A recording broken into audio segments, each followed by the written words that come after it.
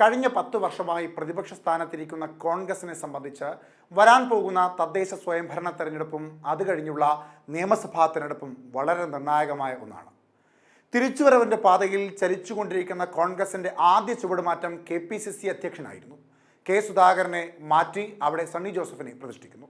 അതിന് തൊട്ടു പിന്നാലെ DCC അഴിച്ചുപണികൾ ഉണ്ടാകുമെന്ന വാർത്തകൾ വന്നെങ്കിൽ പോലും ഉപതെരഞ്ഞെടുപ്പ് അടക്കമുള്ള മറ്റ് കാരണങ്ങളാൽ അത് നീണ്ടുപോവുകയായിരുന്നു. ഇപ്പോൾ അത് വീണ്ടും ചർച്ചാ വിഷയമായി മാറിയിരിക്കുകയാണ്.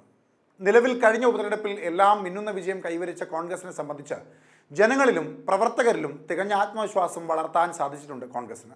എന്നാൽ പല DCC അധ്യക്ഷന്മാർക്കെതിരെയും രൂക്ഷമായ വിമർശനങ്ങളും ആരോപണങ്ങളും ഉയർന്നു നിൽക്കുന്നതിനാൽ ചില കാര്യമായ മാറ്റങ്ങൾ DCC അധ്യക്ഷന്മാരുടെ കാര്യത്തിലുണ്ടാകും.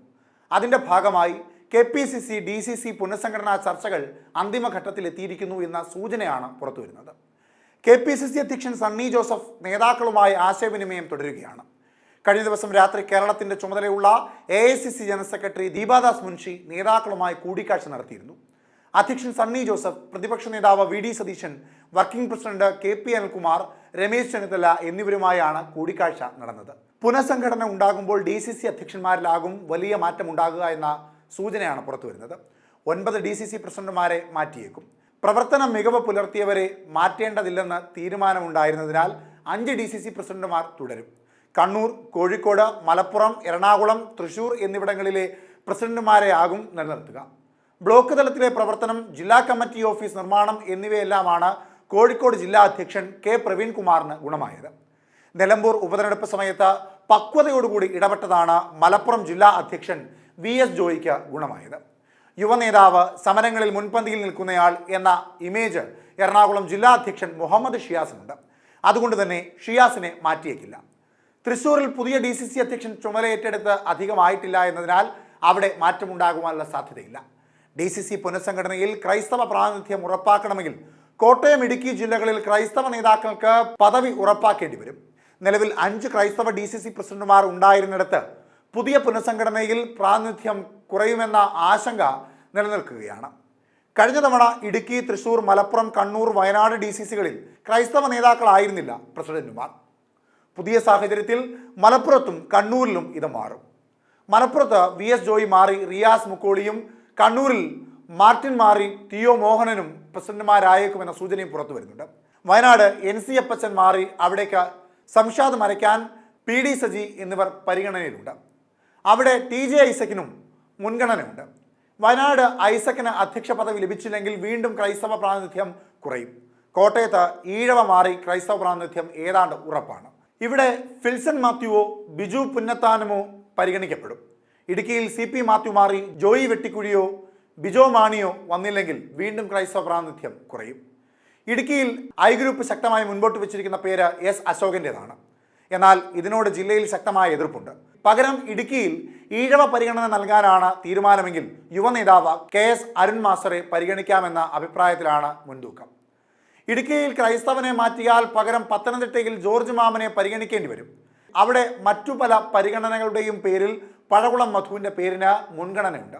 അപ്പോൾ വീണ്ടും ഇടുക്കിയിൽ ക്രൈസ്തവ പ്രാതിനിധ്യത്തിൽ സാധ്യത കൂടുകയാണ്. DCC പുനഃസംഘടനയിൽ ക്രൈസ്തവ നേതാവ് ലിസ്റ്റിൽ കയറി കൂടിയ മറ്റൊരു ജില്ല കൊല്ലമാണ്. ഇവിടെ അഡ്വക്കേറ്റ് P ജെർമിയാസിൻ്റെ പേര് ലിസ്റ്റിലുണ്ട്.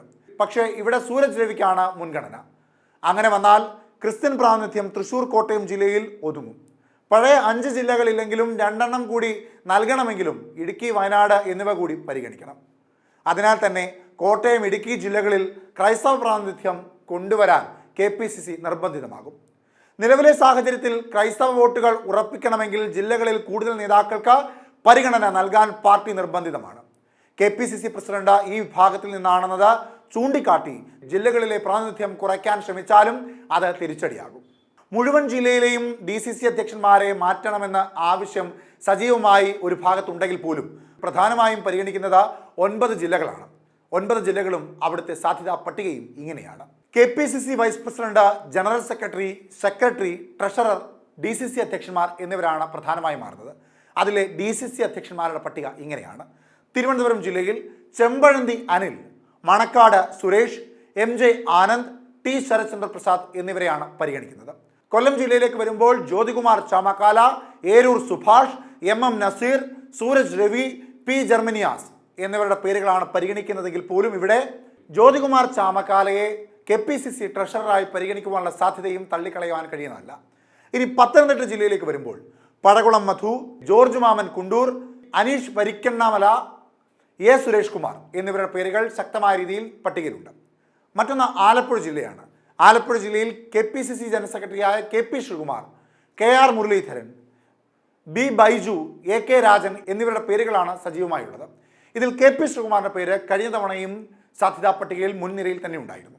മറ്റൊരു ജില്ല കോട്ടയമാണ്. കോട്ടയത്ത് Wilson Mathew, Biju Punnathanam, CB Chenappady, Philip Joseph എന്നിവരുടെ പേരുകളാണ് സജീവമായുള്ളത്.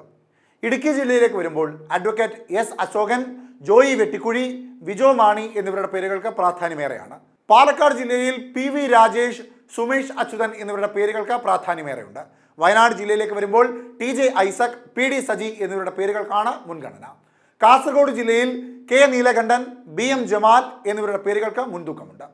ഇത്തരത്തിൽ 9 ജില്ലകളിലെ DCC അധ്യക്ഷന്മാരിൽ മുൻഗണനയിലുള്ളവരുടെ പേരുകൾ ഇപ്രകാരമാണ്. ഇതുമായി ബന്ധപ്പെട്ട് KPCCയിൽ സമഗ്ര അഴിച്ചുപണി ഉണ്ടായേക്കില്ല. ഭാരവാഹികളായ ഭൂരിഭാഗം പേരെയും നിലനിർത്താനാണ് തീരുമാനം. പരമാവധി 85 ഭാരവാഹികളെ ഉൾപ്പെടുത്താനാണ് നിലവിൽ ആലോചനകൾ നടക്കുന്നത്. 5 വൈസ് പ്രസിഡന്റുമാരെ നിയമിക്കാനും നീക്കമുണ്ട്. സംസ്ഥാനത്തെ MP-മാരുടെ അഭിപ്രായം കൂടി കേൾക്കേണ്ടതിനാൽ ചർച്ചകൾ തുടർന്നുകൊണ്ടിരിക്കുകയാണ്. ആഗസ്റ്റ് ആദ്യവാരത്തോടെ പുനഃസംഘടന പൂർത്തിയാക്കാനാണ് പാർട്ടിയുടെ ശ്രമം. ഇനി കോൺഗ്രസ് അടിമുടി മാറാൻ പോകുന്നു എന്നുള്ളത് വാസ്തവമാണ്.